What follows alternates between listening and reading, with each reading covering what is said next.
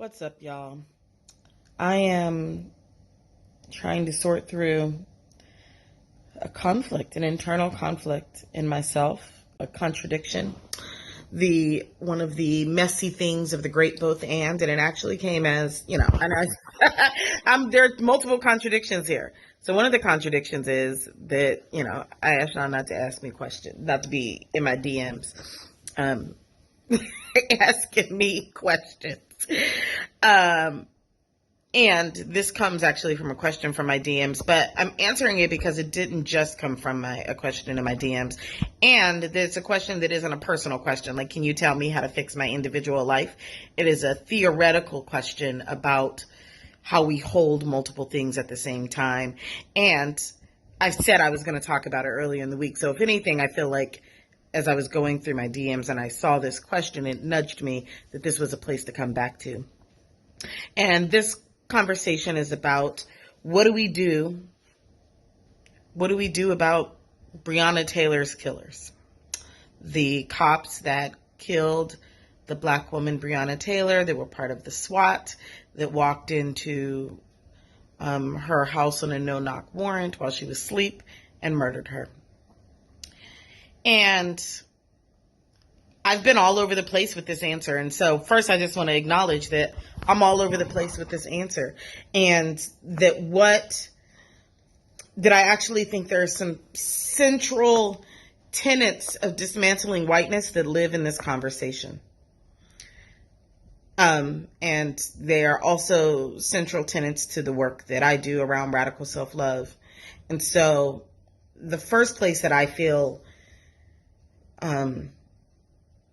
tied to is tool number 5 in The Body Is Not an Apology, which is banish the binary. And this leads to a video that I did earlier in June that I called The Great Both And. And it meant that we're living in this time where duality and binaryism and either or thinking will not get us to the future, y'all. It will not get us there because there is so much complex, interwoven, systemically infused circumstances and truths buried in all of these systems that have been unveiled. So part of the complication of this is what do you do about punishing?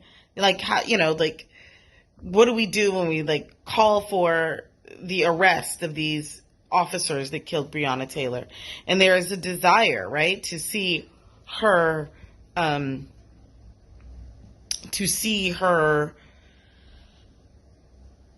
avenged, right? To justice, which is also vengeance. And the justice is vengeance in the ways in which we have it shaped and coded right now, right? That's justice is vengeance. We've made those synonymous.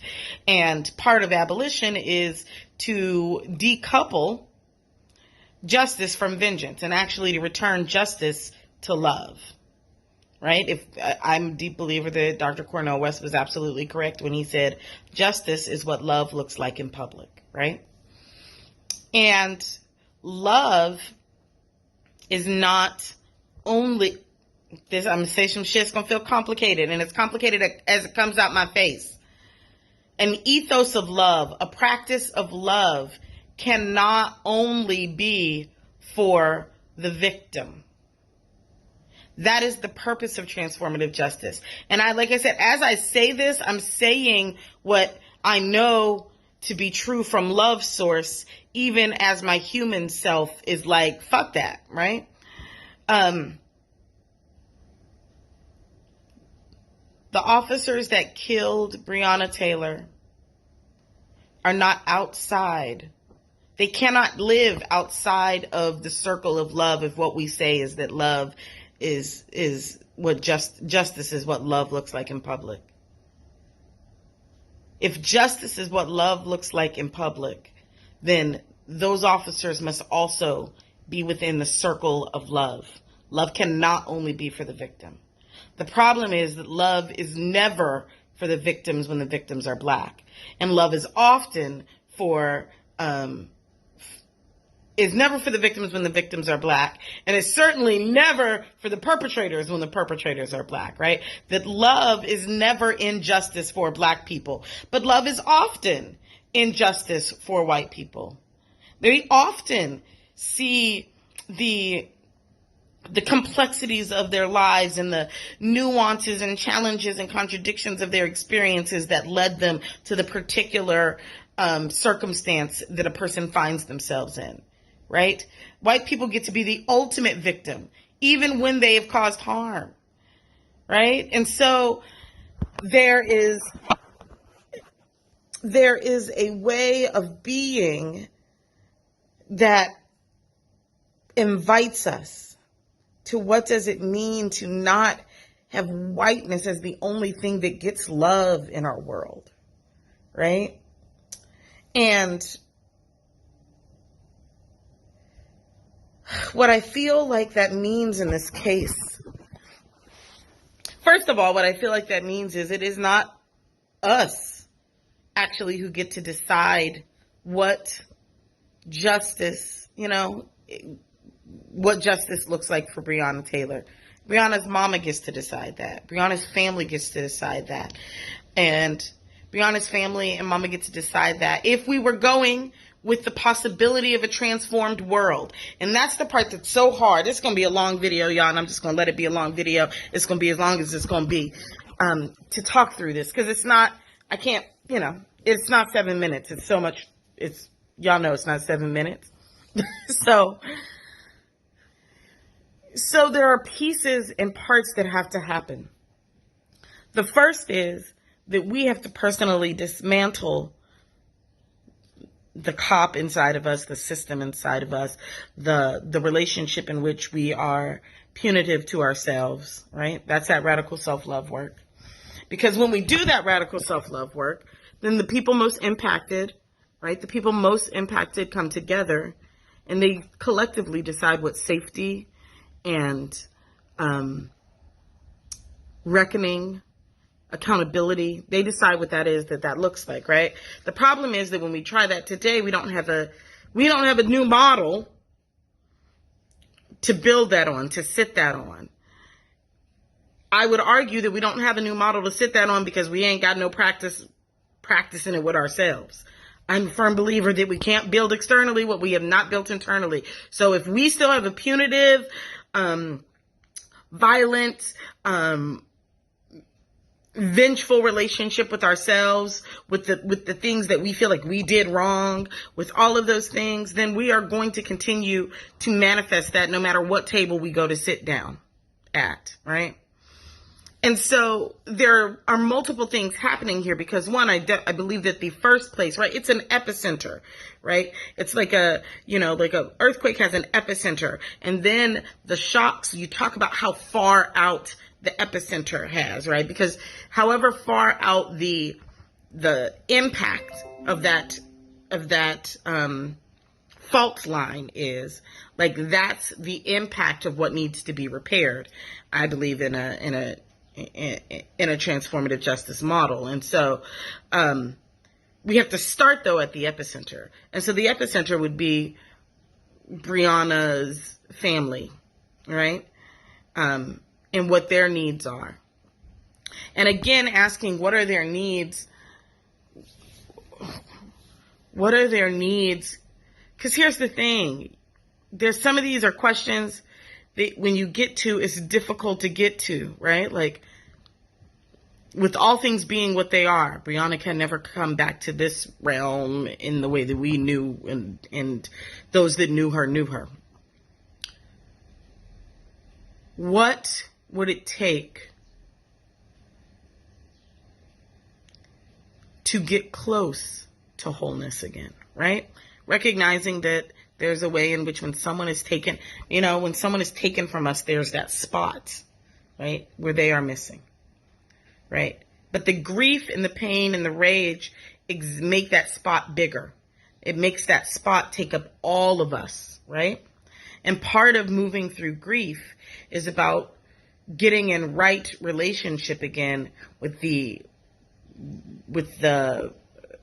expansiveness of that spot, right? It's about closing. The gap never closes. My mama has not moved from this space right here in between there, where her physical form left this plane, and I no longer can touch, smell, kiss her, eat her food, joke with her, and have her hear her laugh out of her actual throat. This cannot be changed. But in the acuteness of my grief, this was all of this. And the question is, how do we start moving these down and these down and these down so that they touch again? That's as close to wholeness, right, as we can get when someone that we love is gone. And so the work is to start asking ourselves, how do I start putting this down and this down and this down so that those can touch again? So that which can't be repaired doesn't mean separateness and brokenness forever, right? And so that's the beginning of that process, right? And then we have to ask that same question as a society who are impacted, right? Because again, that's the epicenter, but we got to deal with all the rings, all the other places where the shocks were felt, right? And so that's the place where we actually have to be in our conversation right now. Because if we are imagining a world without police, if we are imagining a world without a punitive system, then we have to say, what are the things that we do to start to get to what can be whole again? Recognizing that that the loss, we can't feel the loss. And so we're asking to move forward in this moment in time. We're asking to be moved forward.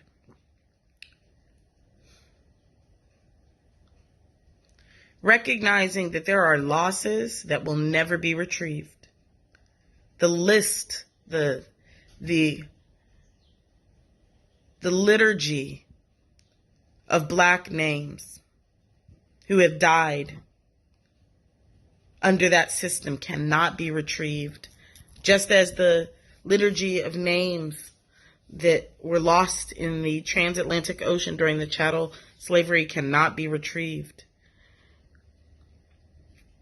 But somehow,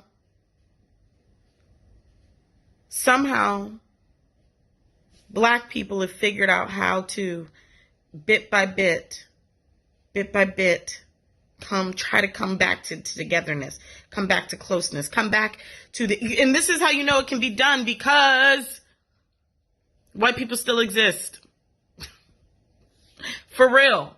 Because Black people still work alongside white people. Because Black people still go to school with white people. Because Black people still invite white people over for dinner and attend their weddings and have babies with them and raise children with them. And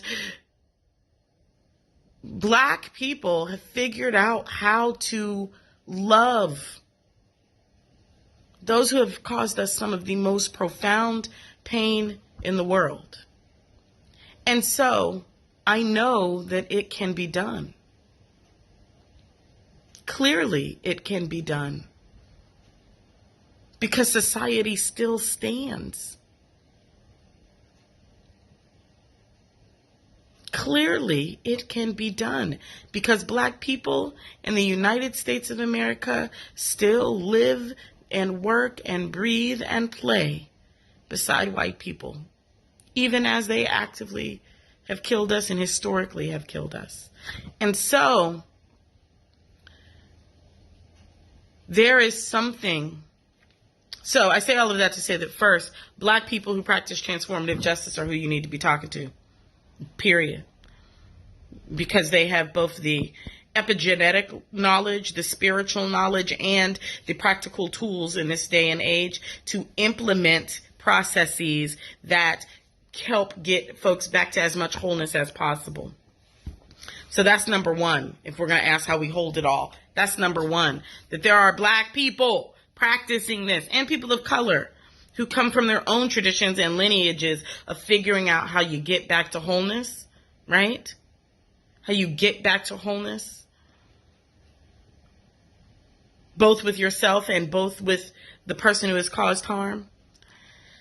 And we need to be listening to their leadership. And, I think we're using the specificity of Breonna Taylor, but we probably might be better served to zoom out. Because what we're asking about Breonna Taylor is what Black people have done for white people since our Black Americans, very specifically, have done for white Americans since the arrival of us on American soil and the Emancipation Proclamation, which is to figure out how to mend that which has been irreparable harm. To mend, to love, to laugh, to get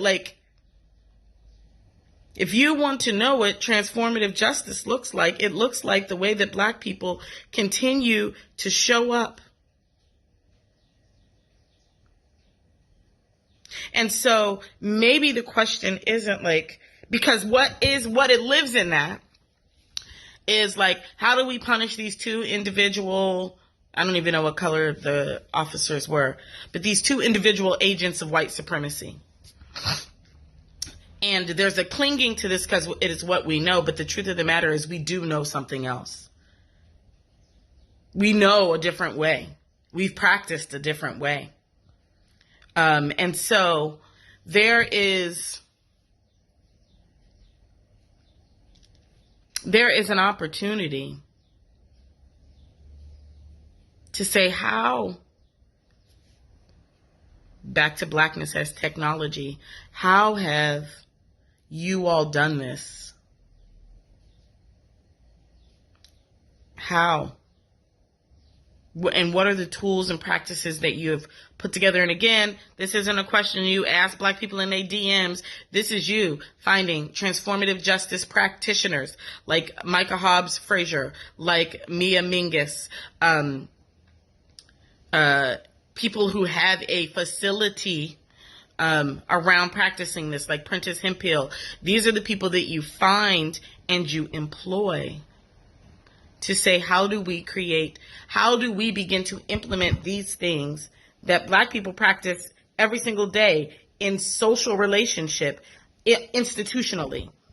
I'm going to merge some astrology in here right now, right? It's Saturn. Saturn, if you're into astrology, is the planet of rigidity, constriction, it's authority, it's all of those things, and it's moving into Capricorn, which is also authority and rules and tradition and all of those things. What we're being asked in this moment to do is to build new systems. It's time to build, because we don't get to live in a world without systems. It's too many of us motherfuckers. We need systems.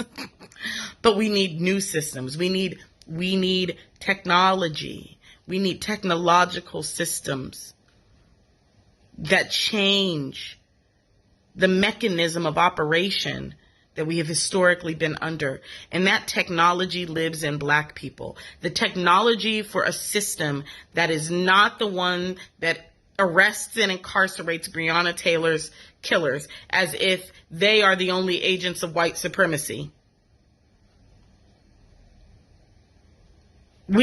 All of whiteness is an agent of white supremacy. And we haven't locked all of y'all up. We have figured out how to. The problem is the white people haven't figured out how to stop being agents of white supremacist delusion. But it's not that people of color and Black people specifically haven't figured out how to have a restorative and transformative relationship with white people. We have had to in order to survive. So the answers you're looking for live inside the technology of Blackness. And the answers that even Black people are looking for lives inside the technology of our own Blackness. How we get through this moment into what is next. When white supremacist delusion stops, and this is why there is an urgency around your need to divest from it, but an urgency that is not about be in my inbox, ask me a bunch of questions, but is an urgency about what is my intentional focused effort every single day? What is my intentional focused study and effort every single day as a life path, as a way of being in the world? Because when white people do that part, then the technology That is how Black people have managed to survive and thrive in spite of white supremacist delusion, will be unlocked to the service of all humanity. What's fucked up right now is that it is only in existence, like it's not only in existence, but it's most profoundly applied to keep us breathing every single day. Imagine what happens when we're not concerned about breathing every single day. Imagine what gets unlocked. Imagine what new systems get created. Imagine. So that's my answer. And I spent a whole 20, probably 2 minutes talking about it, is that we already live in a world with people who have figured out how to reconcile with the harm done to them, who have figured out how to be transformed despite the harm done to them. Do you know how many dead Black cousins I have?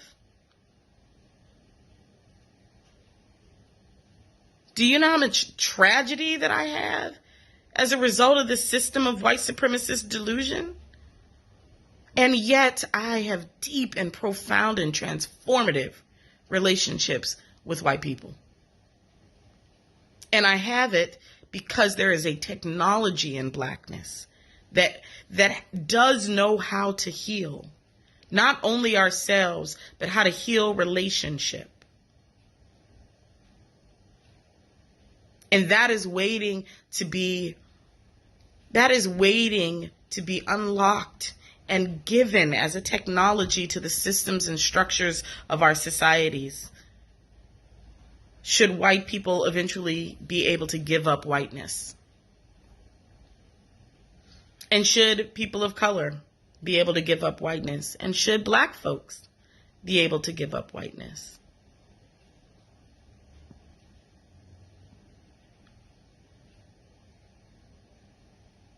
Breonna Taylor's mama and those who loved her, the first step is, how do we restore them, right? How do we restore them as best as possible? And from there, then ask them, what does restoration, what does transformation look like in this situation? Those are my thoughts. Thanks.